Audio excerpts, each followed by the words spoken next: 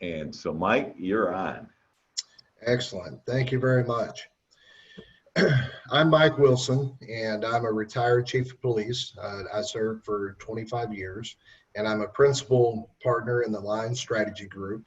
And we are honored to bring to you this morning a cop's journey, a cop's story of anxiety with solutions. Once again, our nation is in a state of unrest as a result of the actions of one of our guardians. The message has been sent loud and clear that these acts of violence and these behaviors are no longer going to be tolerated. And the truth is, they're senseless acts that could have been prevented.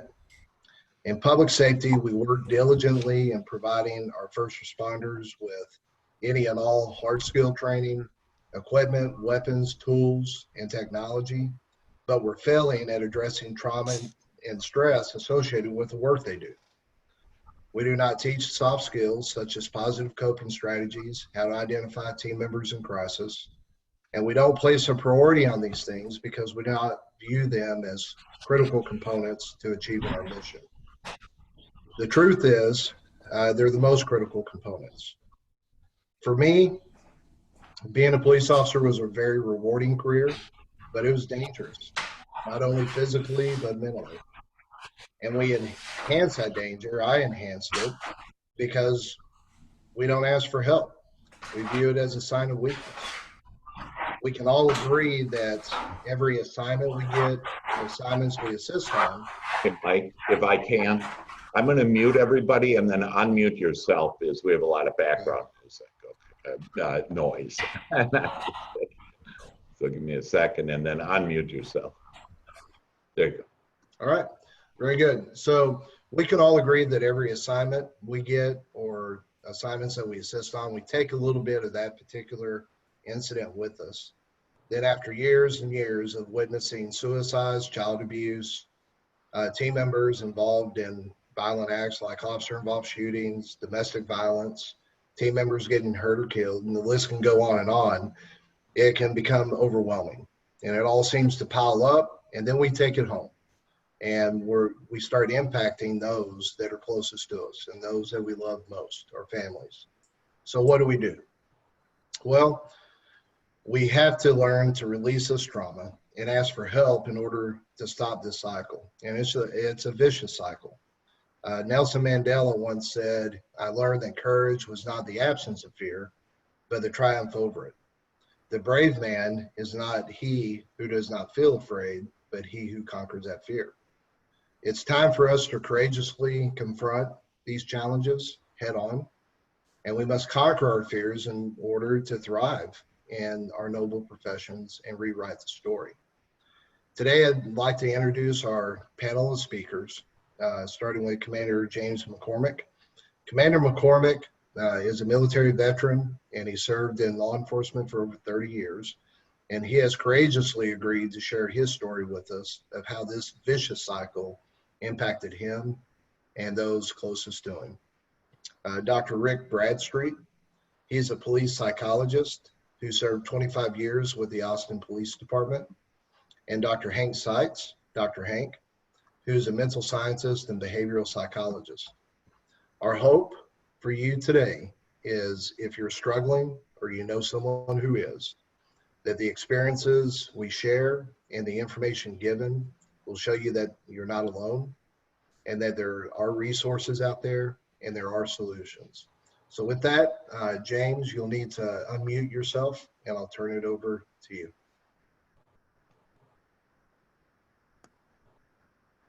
Thank you, Mike. So I grew up on a ranch in southern New Mexico and a family farm in northwest Kansas, and football, baseball, wrestling in high school. And after high school, went into the Navy in 1983 and off of active duty in 87 into the reserves, and started my career in law enforcement in 1989. So I really didn't think too much of myself as being all that special. My career has been described as rock star, fair-haired golden child, whatever you want to call it.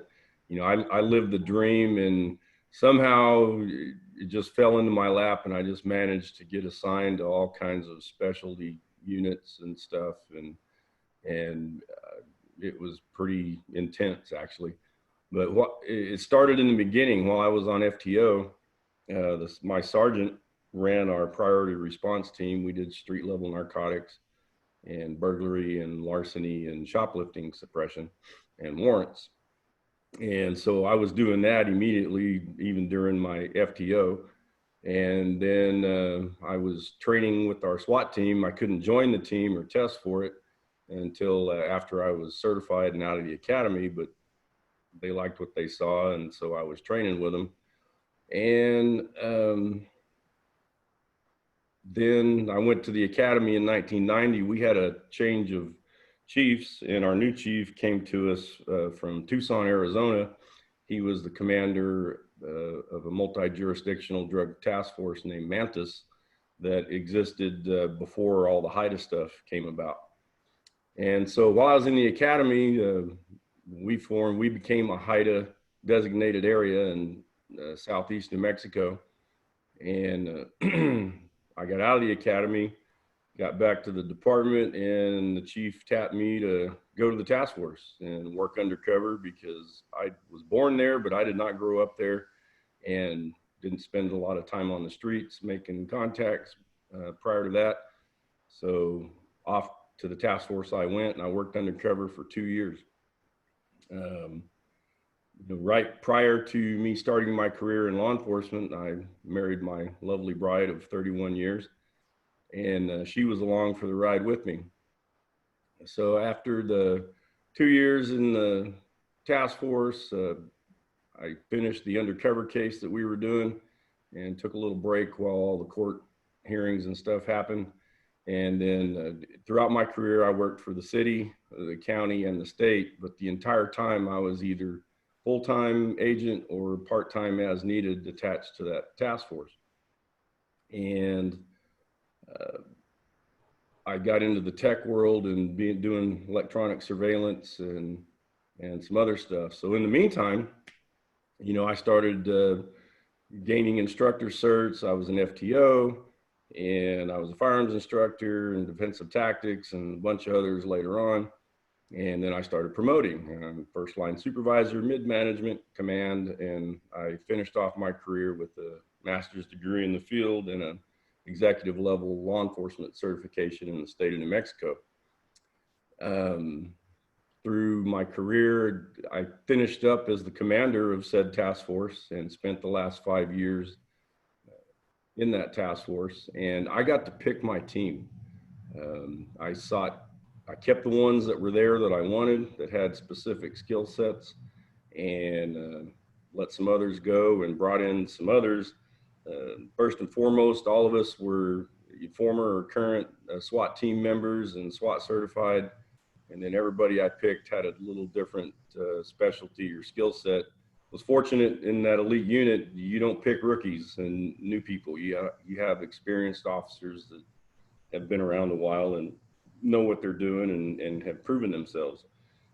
So punched out and retired February of 2018.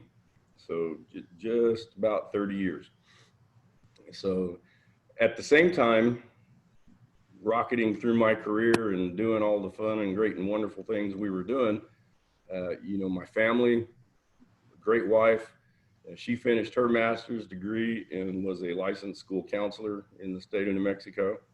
And my oldest son, he finished up high school with a full ride scholarship to a Ford-sponsored automotive school, which had a seat guaranteed upon completion in this NASCAR thing in Phoenix, building race cars. And my daughter, she had her choice. Annapolis, she received a congressional appointment to Annapolis, and she also had a full ride softball scholarship, and she chose the softball route. And then my youngest son, while I was playing around in the Middle East for about 7 years, summer of 8th grade, he decided he wanted to go to the New Mexico Military Institute, and so off he went. And mama was left at home alone with an empty nest, and she decided she wanted to get into dispatch. And so she did. And so she changed careers.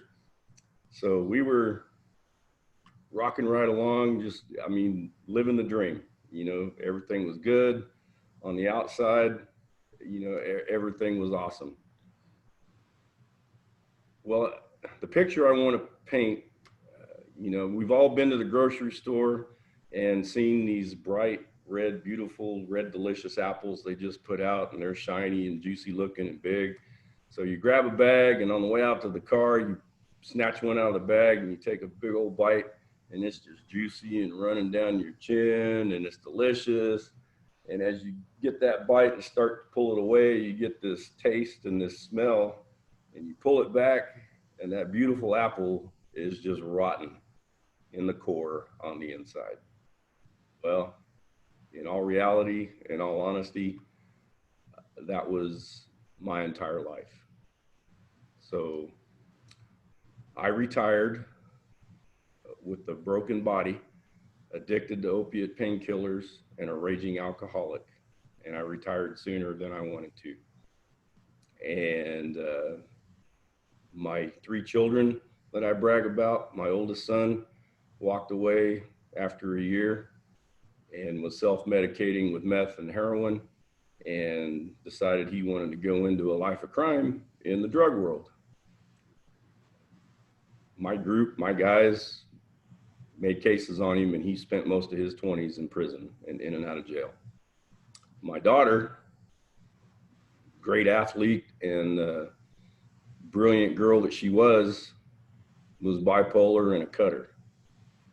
And my youngest, he escaped the least scathed, but you know, he had his own problems too, but he was off on his own doing his own thing.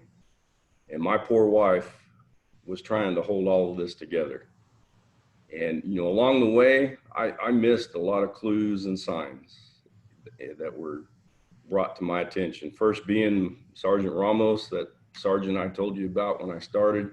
He was only a couple years out from retiring, and he pulled me aside one day and said, "McCormick, let's go outside and talk." Okay, Sarge. So we went out back.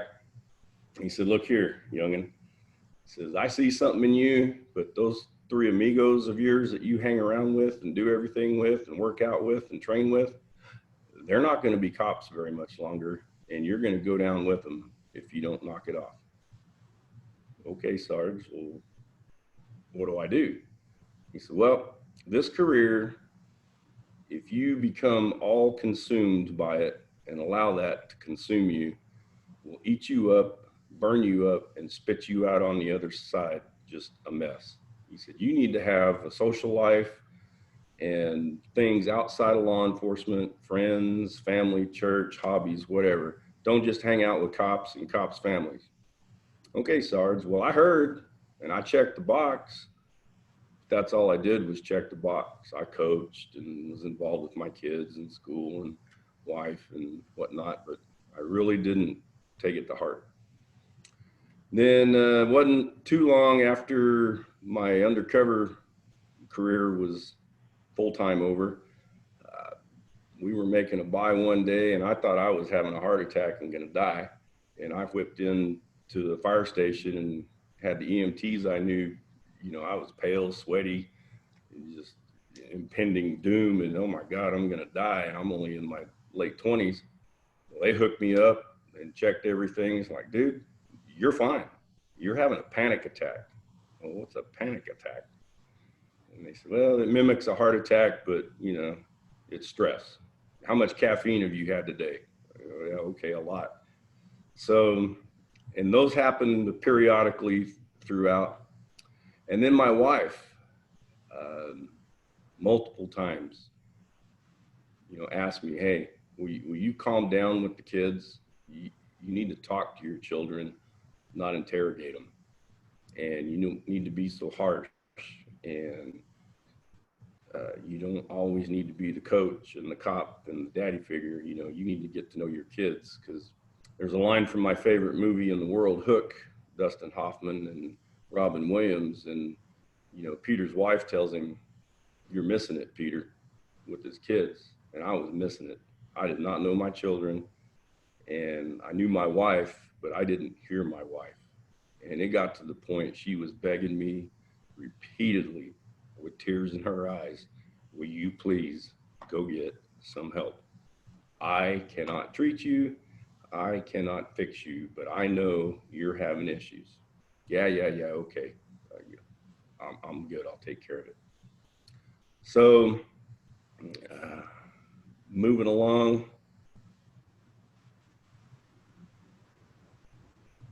I really didn't take care of it. And during my time at the task force as the commander, we were involved in officer involved shootings about every 6-8 months, the whole 5 years I was commander, and deadly force was used judiciously. And about every 6 or 8 months, I was packing my guys up that were involved and taking them over to Las Cruces to meet our police psychologist in Cruces. And I was talking to him about them, and doc, are these guys okay? Or I asked him, are you concerned about anyone? Because I am, because he's been in 4 of them now. And he's like, yeah, that would be Kevin. I'm like, yes, sir. What do I need to watch, pay attention to, and take care of? So we talked, and, you know, I paid attention, but the whole time I should have been talking to him about myself, because I was a wreck. I was just an absolute mess on the inside. And, you know, between the pills and the alcohol and all that, it was just insane. And my family life was falling apart and stressful and insanity. And it was my fault. I mean, I brought all of this with me because of avoiding what I really knew deep down in my head and my heart, that I needed help. But I was afraid to ask, because that's a sign of weakness, and we don't do that. And back then, and even a little, you know, you do something like that and you may not lose your job, but you may be removed from your position and assigned somewhere else. And, you know, I tried EAP. I went for PTSD because that was safe, and lied through my teeth to my counselor about the rest of it, but she figured it out and called me on it later. And, you know, during my career, there were 3 men that I worked with and knew that took themselves out, committed suicide. And one of them was a deputy operator on the team, and, you know, ran into some problems and decided that there was no other way out, and he ended it. And another one was a patrolman that was having some issues. He reached out for help, and they moved him into detectives, but that really didn't help, and he decided to end it too. And then the third one was a friend of mine. We had kind of parallel careers. He was in another county. He was actually the sheriff of a neighboring county, but he was on our regional HIDA board, and he was also, I think he was the vice chairman of the New Mexico executive HIDA board. And we were at the last quarterly meeting right before Thanksgiving, and he and I had a few drinks after the day was over, and went out to dinner and had a few more drinks, and went back to the bar at the hotel and had a few more drinks. And we're talking about whatever, work, and we were actually thinking about meeting up on the county line at one of our dove hunting honey holes and doing some dove hunting. And he kind of looked off into space with that 1,000-mile stare and mumbled something just like, man, I don't know, there's got to be a way out, a better way out. And I kind of looked at him and I was like, what was that all about? But under the influence of pain pills and alcohol, I did just kind of fly by, and he snapped out of it, and we had a couple more drinks and then went to our rooms and went to bed and called it a night. Well, right before Christmas, he was at home with his wife decorating the house. They got in an argument. He walked into the bedroom, put his drink down, picked up a gun, and ended it. And everybody was shocked. And man, well, why did this happen? How did that happen? Well, I know how it happens. Because at the end of all this, when I retired, my wife of 30 years at the time left my drunk mess in New Mexico and came to Fort Worth for a job. And I was home alone, wallowing in self-pity and drunk and trying to get off the pain pills by drinking more. And I've been in that deep, dark hole that you look up and there's just no light up above. And twice I sat on the edge of my bed, once with a gun in my hand and drinking another, and the second time with a handful of pills and a drink in the other hand, and contemplated ending it because I just didn't see any way out. And it's just a deep, dark, ugly place, and it happens. And you know, I missed a lot of people, told me some things, especially my wife, but the ones I hurt the most was my family. And there's just a trail, a wake of carnage and destruction behind me and all that that was unnecessary and could have been a lot of it avoided. Now, since then, I just celebrated 1 year of sobriety yesterday, today. So, you know, I have a good sponsor here, and I have a counselor that I talked to back in New Mexico, and some others here. Became involved with the Lion Strategy Group, and you know, my wife and I are working things out and doing some things together, and there's healing. And you know, it's not perfect, but we've come a long way, baby. But it doesn't have to be like that. And I get it. What we do for a living in first responder land, nobody wants to admit that we have a problem and that we're weak and can't handle stuff. Well, we are, and we're human. And you know, if we don't reach out, man, those of us that work with others and know them enough to say, hey, buddy, are you okay? Is there something wrong with you? You know, do you need help? I mean, that's really all it takes. And there is a way out of all this, and there are ways to deal with all that, and there are ways to avoid it, because this job in and of itself is stressful enough, and all the stuff that we get our hands dirty in every day. And so I just wanted to share that with everybody, and that's about it for now. Thank you, James. Dr. Bradstreet, I'll hand the mic over to you. Thanks, Chief. So, James, talk a little, if you would, about the positive juice of being in the SWAT operation, in the task force, because you've talked about the negative side about not what happens when you're not paying attention, and you think about the weakness of admitting a fault. But on the other side, what keeps you going is there's a huge juice associated with being in that kind of operation. Talk about that, because that's what was carrying you, right? Yes, sir. Absolutely.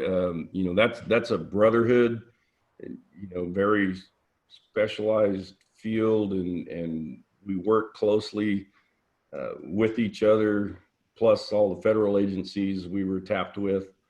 And we really did some good things. I mean, we were putting some bad people in prison and doing what we could. New Mexico has a cartel presence from the Baja cartel all the way to Ojinaga, and it's like the Amazon clearinghouse for narcotics coming up from the border. And it was fun. It was a lot of fun, and it was exhilarating, and it was challenging. And we literally really did have each other's life in our hands, and what we were dealing with, the threats and the violence and the pushback from people we were dealing with. And we were able to pass on a lot of information to all the agencies locally in the area to deal with cases and things that they were working on. And we did a lot of them's dirty work, because when they were looking for somebody or wanting to get somebody, they would come to us. And of course, we had all the intel and the informants and would help them out with that. We helped solve numerous homicides and burglaries and other things. So it was, the team was just phenomenal. The brotherhood, and like you said, the juice, it was flowing every day. And you never knew. You get up and leave, and you might be home tonight, or you might be home a week from now. And you had talked again about how the weakness, the not wanting to appear weak, had added to the problem. But you also mentioned that like people, these organizations, the heads of these organizations would call on your group to do the stuff that was kind of gray area and the stuff that was not officially sanctioned. And so you ended up being special, right? I mean, they wouldn't mess with you because you were the go-to group, right? Yes, sir. Yeah, and everybody knew us around in the area. When the task force showed up, they don't play. And that's kind of the reputation we had. And the departments knew that as well. So if they were dealing with a specific violent type of person, then they would give us a call. And if, when Sergeant Ramos, you described how he had taken you aside when you were a young officer and said, be careful, your three buddies are about to be out of the business. What were the qualities that the four of you were doing that was so in sync with rock and roll? What was because you were having fun, what was the good stuff versus what were you overlooking? Well, we worked out together. We trained together. We were all shooting enthusiasts, and we shot together even competitively. And of course, our families knew each other, and we would hang out and, barbecue and birthdays and all that stuff. But we, two of the guys were with me on our priority response team. And then two of us and myself were on the SWAT team together for a while. And the short time I was in uniform in patrol, I mean, we were the go-getters. I mean, we were stat hounds, and we were arrests and, foot pursuits and vehicle pursuits, you name it. If there was something going on, we were in the middle of it. The dispatchers called us the zombie squad. And in some ways, the supervisors didn't challenge you if you started to look off your game, right? Because you were the zombie squad. Oh no, we got results. Yeah. Sorry. But Sergeant Ramos saw, and he was a very wise, seasoned veteran, and he's like, y'all are going to go too far, especially in your personal life. And, there was choir practice and all that stuff. So he gave me the warning. He probably, knowing him, he pulled us all aside and told us the same thing. But I don't know who listened. Well, I do know who didn't listen. And if you were speaking specifically to supervisors, and I'm sure there's some supervisors in the audience, what are some tips you can give them about hanging in when somebody is riding high but looking like they're going to take a fall? How would you coach them to talk with their folks? Well, you have, in my opinion and some of my experience, and know them well enough to even recognize it, and not just drive them because they get results and, make everything look good, and look for the subtle things, because they come up. Have you gotten a phone call from a spouse, or have they mentioned something at work about problems at home? Has there been a change in their demeanor and in their behavior, even their production? Or are they, whether it's good or bad, are all of a sudden they just ramping up and just pushing the envelope and the edge of the envelope even more, taking unnecessary risks? Or a balance, look for, are they not balanced? And don't be afraid to, as a boss, as a supervisor, but as a concerned person, a human being, hey man, is everything okay? And you would have said, yeah, everything's fine, Sarge. Then how Yeah. do you hang in and stay with somebody to get them to take a second look? Well, Sergeant Ramos was like pretty blunt about it because we're all good, Sarge. Yeah, bullshit, McCormick. Okay, I know better. So let's cut to the chase here. Some guys respond to that, some don't. So I'm sure you know some other ways to get them to open up more than I do, but that always, if somebody raised the bullshit flag with me, then I would cave. So just calling BS is a good strategy. Yes, sir. But in a non-threatening way. Yeah, right. You're on his side. Yeah. And something I told all my guys, look, fellas, we are out here. We're going to make mistakes. If you mess up and screw something up, own it, be honest, and come and tell me, and then I can do something with it and for you and have your back, and I'll go to the mat with you. But if you lie or try and cover it up or don't own it, there's not a whole lot I can do to help you if you take that route. Good. Circle back a minute, James, and talk some more. You were talking about how you were taking pills after a while. Describe how that happened. Was it like you're working long shifts and you were just, getting some uppers to stay awake, or how did you get into that and how did it become a routine? Well, it was all painkillers, Okay. painkillers. My body, when I hit my 50s, late 40s, early 50s, my back is a mess. It started with the wreck. I was hit by a drunk driver and slammed into a train. And then going from there, working out like a fiend, running, gunning, pounding, carrying tactical loads, combat loads, yada, yada, yada. Well, I have no cushion left in any of my joints. I have arthritis everywhere.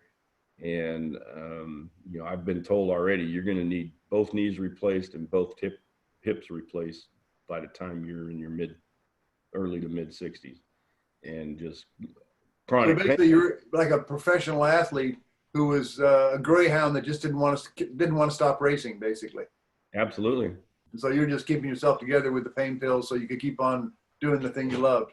And I was trying to avoid surgery and all of that. And before I knew it, of course, I know now addictive personality.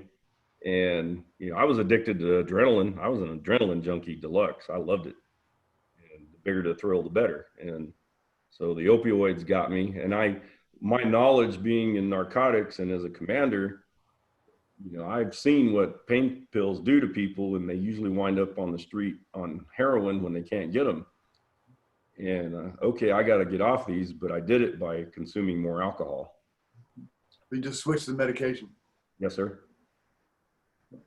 Well, thank you so much, James. It's really helpful that you're able to talk to people about this because it's a really, really universal problem. Yes, sir. And, it's near and dear to my heart. I mean, my brothers and sisters out there, the suicide rates are through the roof, and we have issues and all kinds of stress and problems. And there is no VA for law enforcement first responders. I was lucky enough to have a great wife and insurance and figure this all out on my own. But, so anything I can do to share that with others, I'm game. Thank you, James. Thank you, Dr. Bradstreet. I think you both hit on tremendous key points, and it's a very prevalent problem. The statistics show it with divorce rates, alcoholism rates, suicide rates, and all of those things. But there are solutions, even with the non-formal resources like what you can tap into with the VA. The resources are those people to our left and to our right, and those who lead. And it's becoming aware to know what you're seeing and having the courage to engage that. So, we've heard a tremendous story. Dr. Bradstreet, thank you for helping us unpack this and share your experience. And I'd like to transition over to Dr. Hank. And as we talk about some strategies that we can employ to change our mindset to better manage these challenges. Dr. Hank? Well, that's great. Thank you very much there, Chief Wilson and Commander McCormick. I just want to tell you, I had tears in my eyes hearing about your story, and I've heard it several times, and it's just really so powerful. And we thank you for, sharing that, because I think all of us that have been on here, one way or another, have experienced certain situations like that where we're just not together. And Dr. Bradstreet, I appreciate your input. In fact, we're going to have you on for July 1st for, if you will, to give us some more counsel and understanding of that. This next section, though, that I think you're just going to absolutely love. It's going to really give you some solutions. And for all of us, it doesn't matter if we're currently in law enforcement, where we are, we're in our career, what career it is, that this has been proven to help. And what I'm going to share with you, how to help and literally to be able to have better situations, whether it's, in the police situation, that, hey, how do I make what's going to happen to me today, how do I make it even better? And so I'm going to share my screen with you, and and I'd recommend that you really, if you can, that I'd ask you to go ahead and, can everybody see that there? Yeah, good. And I'd ask for you to take some notes that, and maybe afterwards to review your notes and to look at this and say, hey, what's the aha here? What can I do in order to have a better life? And I promise you, by the time we're done today, that you will have the tools to help you, just the next step, if you will, to have a better life, to have better health, and wealth. And when I say wealth, it's not only money, but the wealth of these deep, meaningful relationships and success on the different things that you desire, how to have that. And I've helped literally, I've worked with Fortune 100 companies around the world. I've helped thousands of people. In fact, one of my books is The Happiest Man in the World. And it's about my life, and that I was up and down. I'm a Vietnam veteran, and I've seen death, and I've had attempts. I've been in a situation where I, just like Commander McCormick, was at a point in my life where I just thought, I'm going to end it. I just don't, I remember literally being in a supply room in the military, and I had a 45 to my head just saying, I think I'm going to end all this. It's just so miserable. I feel so bad. And so my life was like most of our lives. It kind of is up and down, and you never really know what's happening next.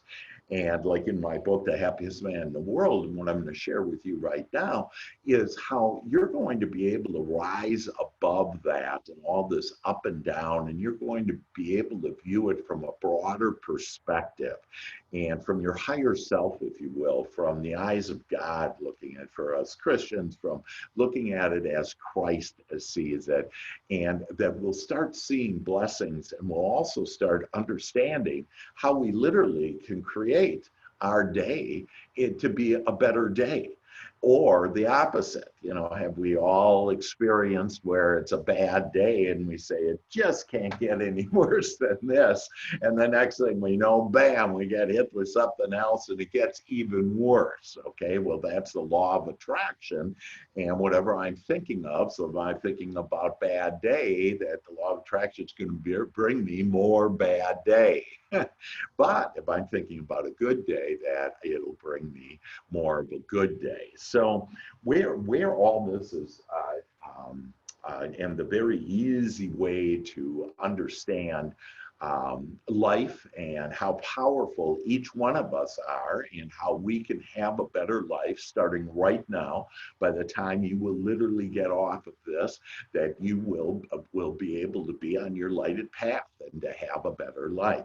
So let's look at what scientists have said. And in the last 5 years, all of science, and this is quantum physics, physicists, molecular biologists, all of the science disciplines have come together and agreed that there's actually 3 steps to create a better life or to create your experience. And maybe something that you'd like to write down, and I put this really in bold lettering and, underline it and everything, but I create my own experience. And I know that some of us think like, well, I'm not sure if that's really true, that I create my own experience because, I've asked for certain things and they haven't come to pass. So thus, I think there's something else out there. It has to do with what's happening in the world out there or whatever. But in fact, that each one of us are the creators of our own experience. So back to science. What science basically has told us and has proven is that, and it's part of my entire teaching, and I'm a mental scientist and a behavioral psychologist, but mainly that mental science to understand the power of our thoughts. And our thoughts are very powerful. And so all of science said there's just 3 steps to create the type of experience that we want in our lives. And that first step comes with everything in our experience starts with our thought. It doesn't have to do with what's going on in the world, on what, the riots are about, what type of assignment I'm on, what type of call I'm getting next, that none of the outside world matters. In fact, this is what I would call an inside job. And an inside job in that we are the one, it is our thoughts, but it depends on what thoughts you're accepting into your mind. So a lot of us are accepting thoughts about what we don't want. Unwanted thoughts like, gee, I hope I don't get shot at this next thing. Or, gee, I'm thinking about committing suicide. And I'll talk about exactly why we get to a point of suicide and how to reverse that. And how we each have the power literally within 1 minute to start feeling better and start getting back and connected with God. So this first step is everything in our experience starts with our thought. Our thought then creates, according to scientists, that thought then creates energy. And so that energy is our emotions. So the second most powerful emotion that there is, and remember this emotion creates, okay, this is how we create our experience, that the second most powerful emotion is fear. And so, in fact, in police, that hey, if you were in a fearful situation, that it gave you a right to use deadly force, and that was kind of the assumption, if you will, that, and again we'll talk more about that on July 1st, but this idea about that, what my fear is very powerful and create. The good news is that we can have an emotion called love, and that comes from these thoughts, and our good feeling thoughts will actually create this emotion love, and love can overcome any fears that we have. In fact, I'm going to show you how you become just irresistible. No matter what scene you're going to go to, talking mainly to first responders here, that no matter what scene you go to, if you prepave it in your mind on how you become irresistible, on how you diffuse everything, on how everybody is in peace and harmony because of your presence there. But if you're thinking, oh my gosh, because see, it's our past experiences that actually aren't our friends. And Commander McCormick Mark brought that up. He said, yeah, you know, and so because of these different experiences and everything that he had in the past, and hey, he's got to watch out about this, watch out about that. And so what ended up happening is, you know, they were after the good awards and, you know, the good numbers. They were into the statistics and all of that stuff.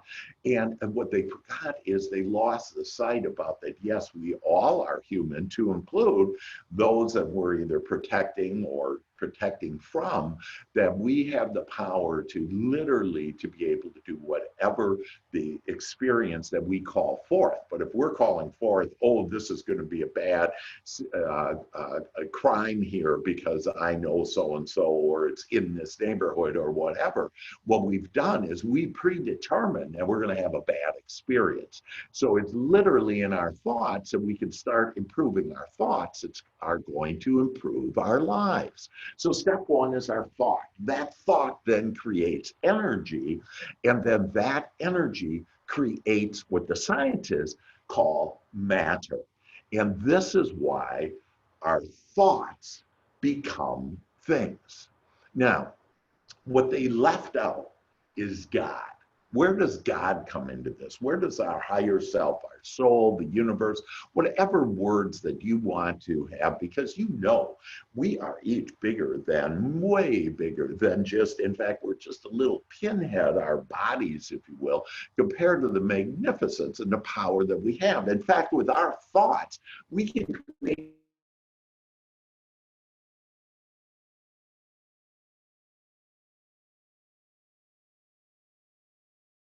our thought. That's how powerful we are, because thoughts become things. And so the first step, and again, for you to be able to recognize on, again, there's just 3 steps now that we're going to talk about that's going to get you better health, a better life.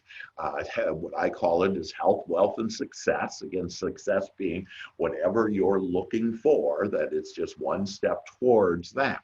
But we have to be thinking about what we want, and the way to do that is with good feeling thoughts. Now, before I get into that let's understand where God comes in. So when we think, it's a co-creative process, that all we need to do, we've been told, ask and you shall receive. Our asking is our thought, and our asking isn't just our prayer, if you will, isn't just when we're kneeling and our hands are folded and we're praying to God. Our prayer, our thought is every moment of every day. And so you have to ask yourself, what have I been thinking about?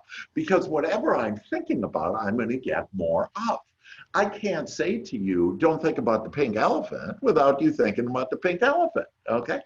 And so how do we overcome those thoughts is that by asking. And so we can literally, and one of the things I'd like you to write down is, I'm going to, from now on, every day, ask for better feeling thoughts. And if you'll just ask for better feeling thoughts, then I promise you that literally God will give you those thoughts. So here's how it goes. Your thoughts create energy, just like the scientists said. But what the scientists didn't include was God. And that energy, after about a minute on thinking of any subject, you have built up enough energy, and that sends a signal to God, if you will, to the universe, your higher self. It sends that signal. Your energy sends a signal. And that signal, your prayer, is received and then instantly, simultaneously answered. But where it is in this energy form. And so what I do is I help people to take it from this energy form. Like some people say, well, you know, the money's not in the bank. I've asked for money. I spend at least a minute thinking about how great money is, and that money equals freedom. And but it's not in the bank, or the person that I'm looking for isn't in my bed, or whatever, you know, it may be, that because it's in that energy form. And so you need to allow that in. So again, your thoughts create energy. That energy then is your signal, and it goes out to God and it's answered and it comes back. So all your prayers have been answered. It's just an energy form. And then this ability to be able to allow it in. to believe it. So it is done unto you as you believe. So what do you believe? Like if you think, oh, this is all flighty stuff and Dr. Hank, you're in La La Land. Well, you're right. I am in La La Land, and you'd love to be in Dr. Hank's La La Land too, because it's a lot of fun. Like the last 4 months, I've just had a tremendous time. I've had deeper and more meaningful relationships, and I've had more opportunities, and more of my desires have come true, and more of my dreams have come true. And the reason why is because I didn't have the TV on and listen to all the stuff, because the facts are that, in fact, we just talked this yesterday with when I was with Commander McCormick, that the facts are that 99.997% of the time, the first responders are right on. They're, protecting us, they're helping us, they're doing the right thing, if you will. It's that 0.003% is what we're addressing. And what I want you to do is not be so much concerned with, gee, I don't want to be that 0.003, because then you're focusing your attention on that, and then you will, because what's happening is, because of the fear, that we're getting confusion, and we're getting, because of the fear, that we're not thinking straight, okay? And so more and more videos. A couple of weeks ago, I said more and more videos will be out there. The reason why those videos will be out is because whatever people focus their attention on expands. So I'd like you to write that down, is whatever I focus my attention on will expand.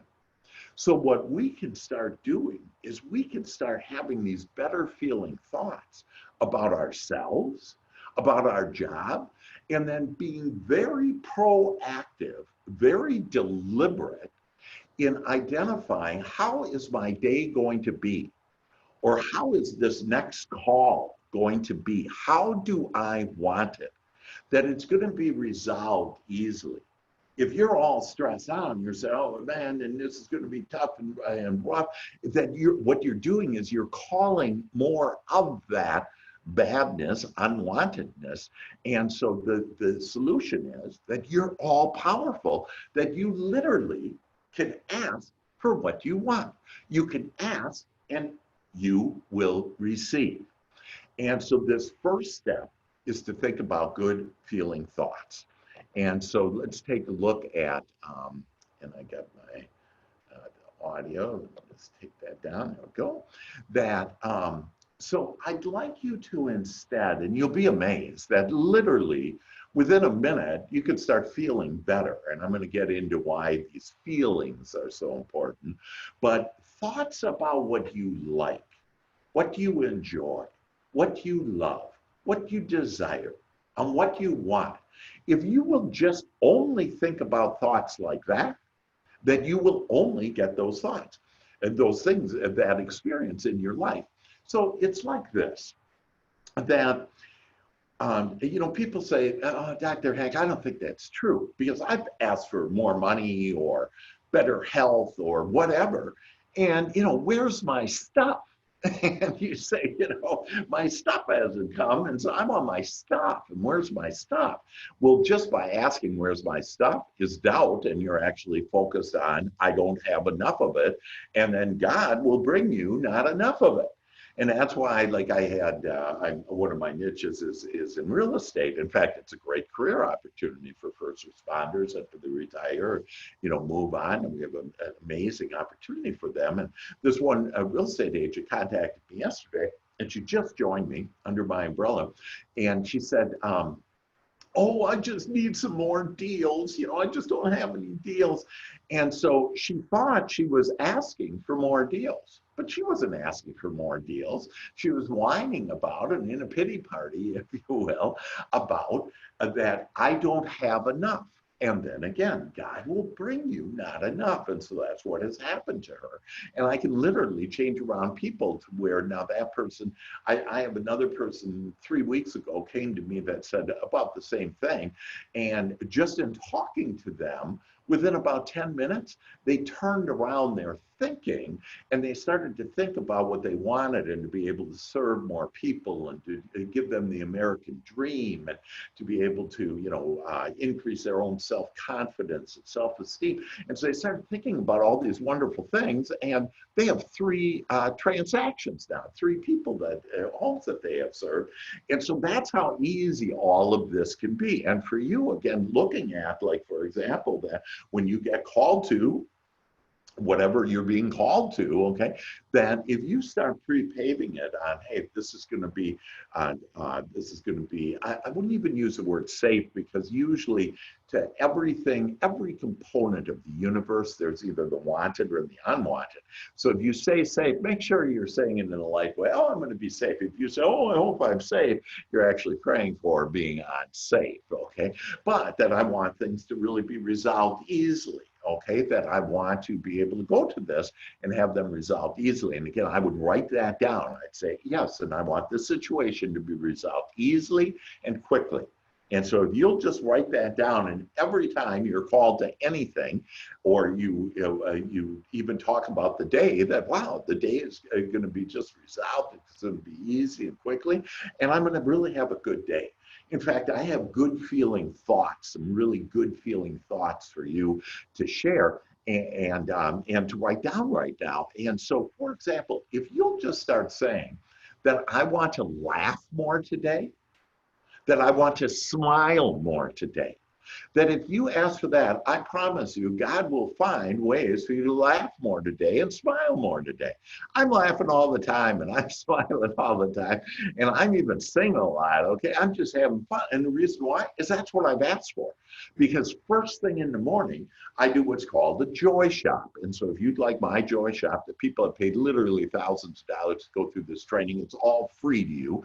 We are doing this all to be able to help all of us to have a better life and to lighten up. And that's another thing, is that I'm going to lighten up. I'm going to stop taking all this stuff so seriously. I'm going to lighten up. And as you lighten up, everybody else around you lightens up. In fact, as you thrive, the whole world thrives. But if you're sitting there, and so, like, I just love that Commander McCormick is just an amazing, amazing individual. And when he shares about how that, yeah, he'd bring it home with him, okay? Stop bringing it home with you. And first of all, just the whole, to insinuate that you're bringing something apparently bad home, right?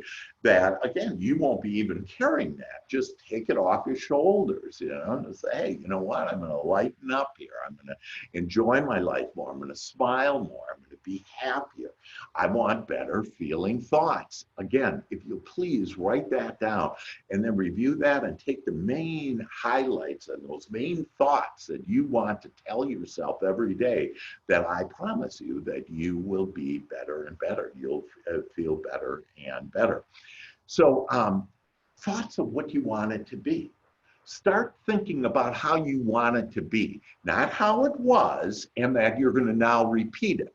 So we have 60,000 thoughts a day. 80% of those thoughts are negative. They don't have to be. I would say probably 99.9% of mine are positive, and that's why I have just an amazing, wonderful life. Okay? And it's that easy, and we can all do it. That I'm nothing special. Believe me, I've been through the hell too. I've been in the pit. I've been there. I've been in that dark spot, and that now I know how to rise up from that. And this is how, is to just think those thoughts. But here's the real kicker, is about 97% of those thoughts that you have are the same thoughts you had from yesterday. So what kind of life are you going to have today if you have the same damn thoughts? And the answer is, I'm going to have the same life. And it's not that our lives are horrible, maybe so for some of us, but all of us want to have a better life. And literally, this is, you have the power. It's all about, the inside job is all about how you think and then how you feel. So what's this idea about feelings? Why is it such a big deal?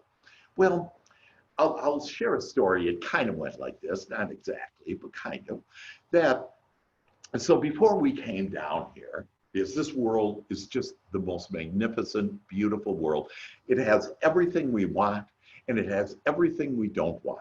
I call it contrast. Without the contrast of what you don't want, you would be unable to identify what you do want. You wouldn't have any energy for that. So actually, all these changes that are happening in the world, whether it be the virus, whether it be the protests and the reform that is going to happen, that regardless of what's going on, all of it is bringing a better world and a better life for us, as long as you think that. If you don't think that, then you're going to be miserable, like actually most people are. That, you know, and they're all scared about everything. I'm not scared about anything that I know I created. That if I'm afraid of the virus, I'm going to get the virus and die. Okay. I'm in the age group, by the way, that I'm supposed to for sure be dead based on what the media says. Okay. And the fact is, I'm younger, healthier than I've ever been. And it's all because of what I say. So back to this. So we're sitting on God's lap. Okay, before we come down here, and we say, okay, that, you know, I can't wait to get to this beautiful planet Earth. It's the happening place. It's where we expand thought and feelings beyond where it's ever been. And so we look up to God and we say, so God, tell me that how are we going to communicate? You know, is it going to be English? Is it going to be Spanish? How are we going to communicate together so you can keep me on my lighted path? Because I'm supposed to be here on my jolly path, just skipping along, enjoying my life, this lighted path. And so I want to be on that path. So how will we communicate like every moment of every day? English, Spanish, and God laughs and says, oh no, my dear beloved child, who I love more than anything, each one of you are so important, such an integral part of this entire universe. You are just so magnificent, but most of us don't think that, don't understand that. But now you're starting to realize, and I've asked for you to open up your hearts and your minds today to be able to see this and have the aha about how magnificent you are. So God says, no, the way that I'm going to communicate with you is the perfect way, and it for sure isn't words, because the words, you know, we all have different interpretations and understanding what the words are, but I'm going to do it in the perfect way. And the perfect way that I'm going to communicate with you every moment of every day to lead you on your lighted path is through your emotions. Whoa, really? Well, how is that? And God says, when you feel bad, that means you're not thinking about this situation correctly. Okay? Like when I was at Procter & Gamble, I had to let go of a lot of people. And, you know, during my career. And so when I would let them go, they'd say, oh, I feel so bad. And I said, no, this door is closing and a whole new door of more abundance, happiness, and health, and everything that you want is opening now for you if you look for it. And I said, I promise you, if you look for it, you'll call me in 3 months, 2 days, and in a year, in 5 years, whatever. But you'll call me and you'll say, you were right. This day was the best day, because everything that happens to us is actually leading to a better life. So then God goes on and says, so when you have these bad feelings, it means you're just simply not thinking about this the way that I am. You say, so I think I got this figured out. When I'm feeling good, and remember, your feelings are based on whatever you're thinking. And so when I feel good, it means I'm aligned with you, with the Almighty, with my Creator. It's like, oh my gosh. And my soul is just dancing and happy, and all the angels are singing and just saying, rejoicing over this understanding that now, whenever you feel bad, just simply say to yourself, that's what I don't want. And what do I want? And I want to feel better. So for example, if you run into a bad call, you know, you've had a call, you've been out on a call, you had a bad call, and you start thinking about it and you're upset and you're going home now and you're going to bring that baggage, if you will, with you, that you go, you know, that's simply what I don't want. What do I want? Wow, I want things to be resolved quickly and easily, and that, you know, I want my travels to be smooth and easy, that enjoyable. You know, I want to feel better. So the number one thing, if you will just write down right now, that I want to feel better today. If you feel better, God will literally give you thoughts that will make you feel better. So again, it doesn't matter what situation it is, how bad it is out there in the world or anything, that as long as you're feeling good, you're having these good feeling thoughts, I promise you, and it has helped for thousands of people. And again, that most people had paid me a lot of money. It's free to you. All you need to do is go do it. And what I say to you is, you know what, if you'll just do this for the next week, and then contact me. And you have my contact information. I'd love to be able to help you in any way that I can. I give everything away for free. My book, anything that you want, my coaching, if you will, my counseling, that come and just ask. But you have to be the deliberate creator. If you're going to just continue to do the things that you do, you'll continue to get the same results. And so we're going to think differently, and I promise you it will be a better life. So think about how powerful your emotions are and how you want to be guided there. Also, another thing is, here's a great tip, is just think about thoughts that you can control. Okay, that what happens is we start thinking about things like, I can't control those protests, okay? I can't control this virus that's in the air and that'll get, no mask and it's gonna help it. It can get in the eyes, the skins, whatever. And again, the median age is 80 years old on this virus and on the mortality rate. And so it's like, okay, if you're not in that age group, just forget about it, that it's a flu, and move on. But if you begin, I remember, if you fear that you're going to fear, if you just start loving yourself, loving this world, loving all people, and then like before you go home, you pause and you say, you know what, that this is my family I'm walking into. And I love that I have balance, and I love that I'm building deeper, more meaningful relationships with my family, with my friends, with my community. And if you will just ask that, you will see that you'll get more of that. But also you'll see when you get out of the car and walk into that home, you're a different person. You're a nicer person. In fact, your spouse may say, hey, what have you been doing? You're so much nicer. You're so lighter. You're so friendly. You're so more loving. And don't you want to be that way? You bet. We all want to be that way. And so here's a quote that, and I'll give you the opposite of that first, but you can't ask for what you don't want. Okay, saying like, oh, I don't like the protest, or oh, that now there's going to be more regulation on me, stuff you can't control either. Oh, that this is such a stressful job. Okay, you say that it's a stressful job, and what'll happen?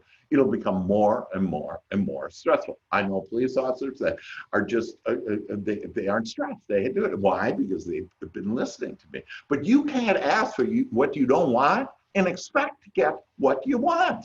It's impossible. It's not a law. But the law is, you can ask for what you want and you can get it. So hang on to that and think about that. And then think about, what have I been thinking about? Have I been thinking about things that are going to be mad and angry and, my spouse did that and those damn kids, those kids are just fine. They're guided too. So all you need to do, like your children, all you need to do is send love and well-being to them. Don't send worry to them. They'll grow up being warriors. And let them go and play with the kids. That's how we build immunities, is through exchanging our germs, if you will, in order to do that. So because of time, and I got all kinds of other stuff, exciting things, but I'm going to take you to a place, and I wanted to first talk to you about suicide. What suicide is you get so disconnected from God that you say, you know what, I'm out of here. I'm out of here. And you stop your breath. Your breath, actually the word in the Bible, spirit, means breath. And so when you get so disconnected to God that you then will commit suicide, any and everybody will. But I'm going to show you right now a way that you're not going to commit suicide, that you're going to have a better life, that you're going to have more of your dreams come true. And it's all really easy. And so this first step is your good feeling thoughts. But the second step is your breath. And deep breathing literally raises your point of attraction to get more of the things that you want versus what you do want. And the fastest way to connect with God is through your breath. And so it's like, oh my God, that all I need to do is breathe. Because most of us, what happens when we're in a stressful situation? We go, ah, like that, and we stop everything. We stop our thinking, then confusion starts. We stop the flow of our healthy body. Then we get health issues, and we stop our emotions. So we start disconnecting ourselves with our Creator. So the easy way is to simply be able to connect with God through our breath. So we're going to literally do that right now. And I'm going to take you to where you can be flying with the angels, if you will allow it. So what I'd like you to do, and this you can do every day, and we'll see, and especially before maybe you go out and some type of a call that you have or before, for sure when you wake up, but to do this. So what I'd like you to do is uncross anything, so your legs put on the floor, your hands, and I'd like you to close your eyes. It's the fastest way for us to go within. And so again, we're so used to, we've all been trained on, we're going to go manipulate the outside world. And folks, good luck with that. That's why people are committing suicide and why most people aren't very happy, for sure not as happy as they can, is because they think that they're the ones that that it's an outside job and I'm going to manipulate it. You don't need to manipulate anything. You just need to think good feeling thoughts.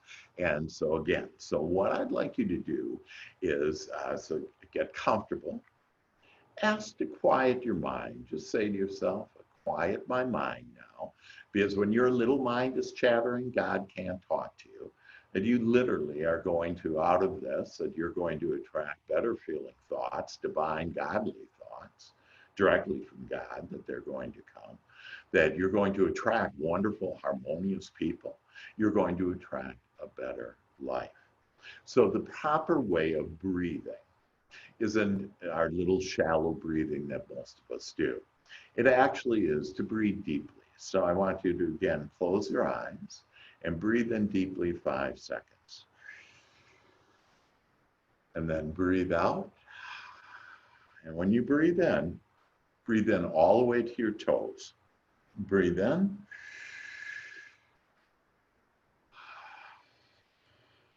And just kind of follow me here. Breathe in the breath of God.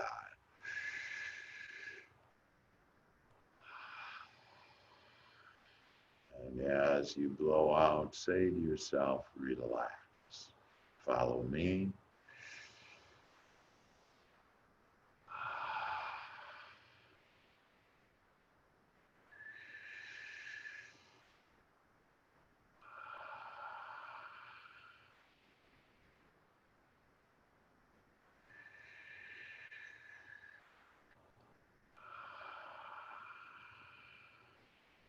Breathe in deep.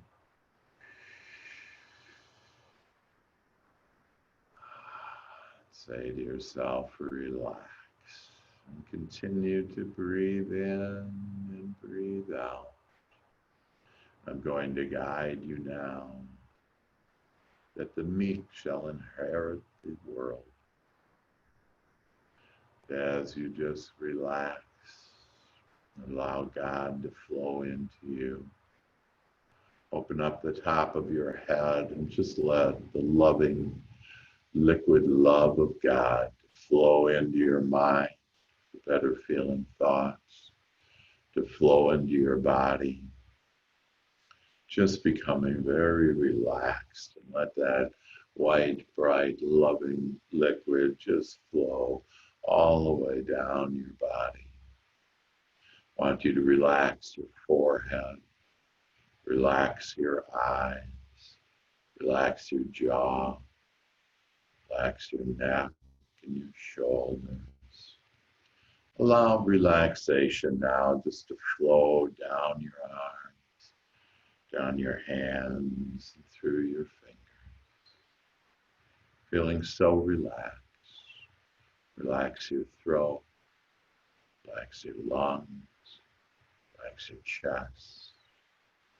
Now I want you to just relax the beautiful, loving heart of yours and open up that heart, that there's every reason for you to have it open.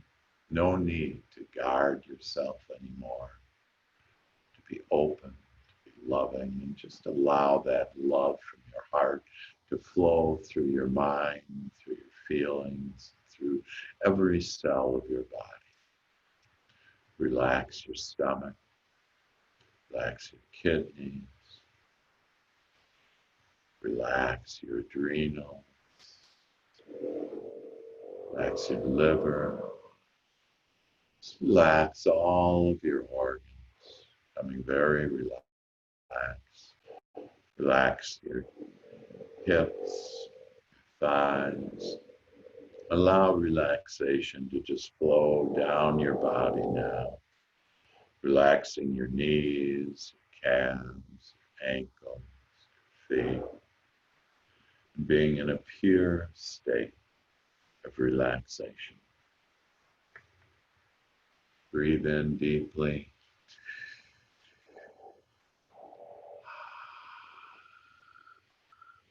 And breathe out. And you were born to be happy. The infinite within you is always happy, is always thriving, and is always healthy. Divine love now governs your life. Divine peace fills your soul. Just feel divine love saturating your mind now, with infinite intelligence guiding you in all your ways, each moment from this moment on. God's riches flow freely to you now. You are advancing and moving forward and growing mentally, spiritually, financially, and in all wonderful, wanted ways. You are a magnificent co-creator. It is with your thoughts that you create these good feelings, and those feelings, that signal goes out to God, and God answers all your prayers. And now ask to be in a pure state of allowing. Allow your goodness to come to you. Allow your desires and your prayers to flow into your life experience now. God's love fills your soul. God's peace fills your mind and heart. God prospers you in all wanted ways. You are now at one with God, connected with God, tuned in, turned in, tapped in to God Almighty. You are the molder, and you fashion and create your own destiny. You have the power to have it the way you want it, and you now do this easily with your good feeling thoughts, because you are more concerned, more focused on feeling good, knowing that you are then alive. You are now on this beautiful stream of life, going downstream. Merrily, merrily, merrily, merrily, life is but a dream. And you row, row, row your boat gently down the stream. Merrily, merrily, merrily, merrily, life is but your dream. And so it is that now you live in joyous expectancy of the best, and only the best comes to you now. That you are the creator of your life experience. Your thoughts, and these thoughts are the seeds of goodness and truth, prosperity, and good health and beauty. These are the plantings of your glorious life, and how you can expect your harvest to overflow in magical ways from now on. Your habit of thinking is changing. You're thinking better and better feeling thoughts. You're being more deliberate. You're planning your future, whether it be the day, the next episode in your life, next thing that you do. Start calling it the way you want it. Start asking for it. Start praying for the things that you desire, and only that. And then only is it possible to have all the things that you want. God is the source of your supply, and we trust God shall now deliver us the abundant life. We have been given life, and we have been given it abundantly, and we now know how. We dwell in the mind of God and claim divine understanding, guidance, and love for all of our days. We take that love that's within our heart now, and we not only send it to ourselves, but we send it out to our loved ones and our family. We send it out to each other. We send our love out to the world. We bless the world. And we see in everything the blessing now that this world has to offer us that creates a better life for all of us. We so appreciate all of God's riches that are pouring onto us now. We are being showered with them, forever active now in our minds and our feelings, and the good life, the wanted life, the blessed life. You are a blessed one, a divine one, and now you can go out and create it the way that you want it and expand all that is to better feelings, to expanded better thoughts that makes God smile on you and me and the world. Take a deep breath in and release that. And I now invite you back into the room, back into your chair. You can open up your eyes and welcome back. How you feeling? I feel good, do, like I knew that I would. So good, so good, so good, so good.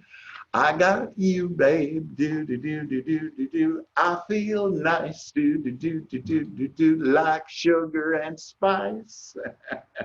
When I hold you in my soul, I feel you as gold. I feel good. So with that the third step is simply drink lots of water. We have trillions of cells with millions passing away every moment. And this water flushes and cleanses our body. I recommend about 80 ounces a day. And your cells are seeking and finding perfect health. And you will find this health as long as you are relaxed and having good feeling thoughts. So I'd like to leave you with one last gift that, and I would suggest that you write this down. And if you'll write it down 21 times every morning, every time you wake up, that just write it down each day, write it down 21 times, you will see the magic start happening in your life. And it is, I easily accept better feeling thoughts. So I'm a master at tapping into the subconscious mind, and so we use our conscious mind, who's the director, and to get into the subconscious mind, but you have to have agreement between your conscious and subconscious mind. So your subconscious mind will easily accept this, and I easily accept better feeling thoughts, and I am prepared to be healthier, wealthier, and more successful now. And with that comments, what did you like best? Open it up to everybody.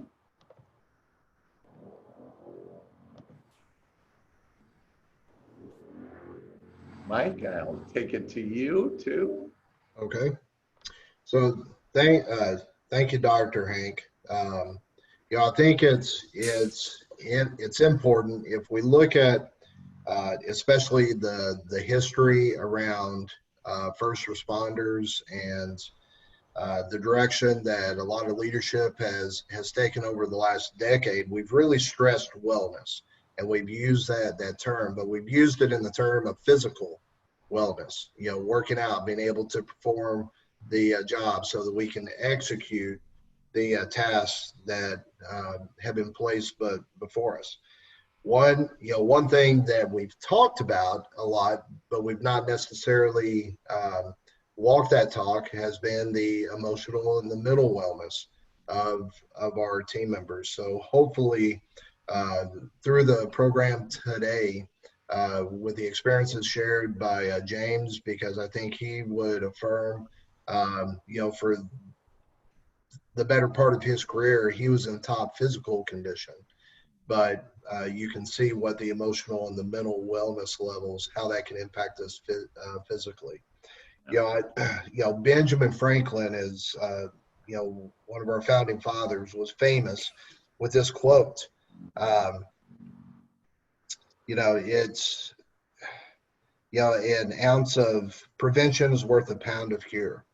And what we're doing now and what we're seeing now is that we're all scrambling for this cure of to cure these behaviors that we're seeing play out on social media and on the news networks.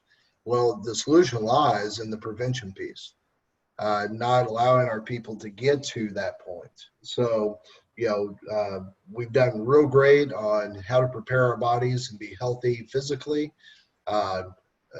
With Dr. Hank and what he was able to share with the good feeling thoughts, meditating and drinking water, that's how we can take care of ourselves mentally and emotionally. I know for a lot of cops, it seems a little far out. That's been some of the feedback, but what I would challenge you is don't knock it until you try it. We are in desperate times right now, folks, and the costs are beyond monetary. We're talking about human lives.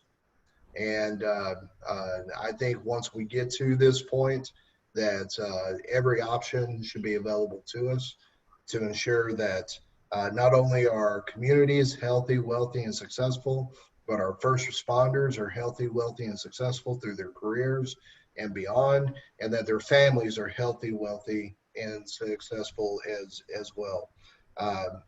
So I want to leave with this comment, or with this statement, and it was by JFK. Our problems are man-made, therefore they can be solved by man, and man can be as big as he wants. No problem of human destiny is beyond human beings. Man's reason and spirit have often solved the seemingly unsolvable, and we believe they can do it again. Nothing is beyond our reach, and nothing is beyond solutions that collectively we can come together to bring forward.